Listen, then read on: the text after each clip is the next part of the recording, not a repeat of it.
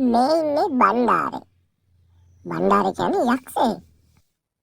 යක්ෂයා දවසක් විමානෙන් බැහැලා මනුස්ස ලෝකෙට ඇවිදගෙන එනකොට කට්ටඩි මහත්තයා දැක්කා මේ යකාව. කට්ටඩි මහත්තයා මන්ත්‍ර බලෙන් යකාව බන්ධනය කළා. ඊට පස්සේ යකාව ගෙදර එක්කනවා උලවා ගෙදර තියෙන වැඩ ටික ඔක්කොම කරගන්න. මෙයා තමයි කට්ටඩි මහත්තයාගේ නෝනා.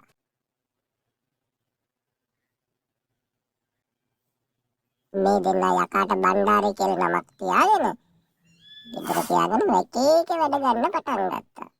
අපෝ යටියන්ට ගඩවත් ගෙදරට වෙලා ඉන්නවා. ඒක නම් ඇත්තාක්කේ. ගෑණියෙක් වුණාම පිළිවෙලක් තියෙන්න ඕන. අයාලේ යන එක ගෑණියෙකුට ගැලපෙන්නේ නැහැ. අනේ අක්කා කියන දෙයක්. ඇයි මම බොරුද කියන්නේ? විචුර්ණ වැඩ නවත්තලා වැඩගත් ගෑණියෙක් විදිහට ඉන්න බලපන්. ඔව් නේද අක්කේ. යකෝ. මම මේකට මොනවක්වත් කියන්නේ නෑනේ. මම මේ කියනේව උඹට ගානක්වත් නෑ නේද? නෑ ඉතින් අක්කට තේරෙන තරමටනේ ඕවා මට කියන්නේ.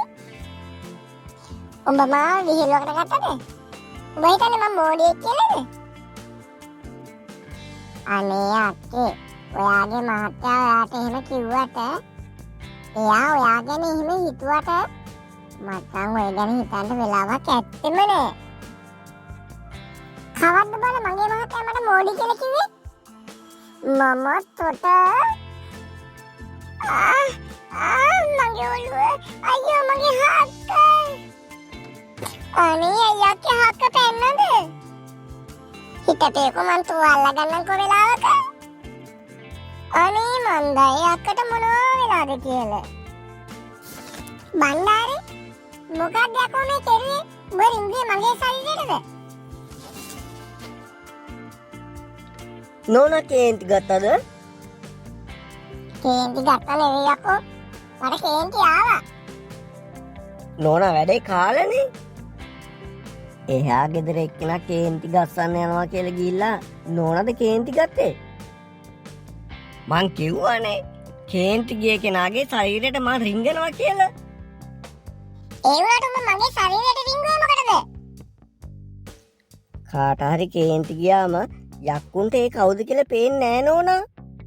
කේන්ති අඩු වෙන්නේ ඉස්සෙල්ලා ශරීරේ කූඩුවට රිංගන්න තමයි යකා බලන්නේ. මේ දැන් බලපංකෝ මගේ මූණ මේ පැත්ත හීරි වැටිලා. ඔව් ඉතින් මං රිංගුව ගමන් නහරය කිරකෙරුවනේ. බණ්ඩාරේ උඹ මගේ යකා උස්සා ගන්න නැතුව දැන් මේක සනීප කරපන්. යකා උස්සා ගත්තේ ඉඳන්නේ ඕක උනේ. දැන් ඉතින් අය මොනව කරන්නද? දැන් උඹ කියන්නේ මගේ මූණ කැට වෙනවා කියලාද? එතකොට මේක උඹට හොද කරන්න බෑ කියලාද? නෝනා යක්කු හොඳ කරනවට වැඩිය විනකොරන එක තමයි කරන්නේ. අයියෝ අපෝ මගේ අපූරුට තිබ්බ මූණ කැතුනොත් නම් මට ඉඳලා වැඩක් නෑ අප්පා. දැන් ඉතින් නෝනාට කරන්න තියෙන එකම දේ තමයි තරහා ගන්නේ නැතුව ඉන්න එක. මේ වගේ දේවල් වෙනකොට කොහොමද මං තරහ නොගෙන ඉන්නේ? තරහ එනවා කියන්නේ යකාය විශ්වනවා කියන එක තමයි ඉතින්. අපෝ ආයෙ නම් එපා. තරහ එන එක නතර කරගන්න හැටි මට කියපන්කෝ බණ්ඩාරේ. ඒ ගැන නම් මන් දන්නේ නෑ නෝනා. හැබැයි අර පන්සලට ගිහින් එහෙ ඉන්න හාමුදුරුවෝ කෙනෙක්ගෙන් ඇහුවනම් කියලා දෙයි අස අපූරුවට. ඇත්ත උඹ කියන එක සම්පූර්ණ ඇත්ත. දහම් පසල් ගිහින් ඉවරනට පස්සේ ආයෙ පන්සලකට යන්න බැරි වුණානේ. එහෙනම් හෙට උදේම ගියා නම් හරි මොනවා හරි අරගෙන.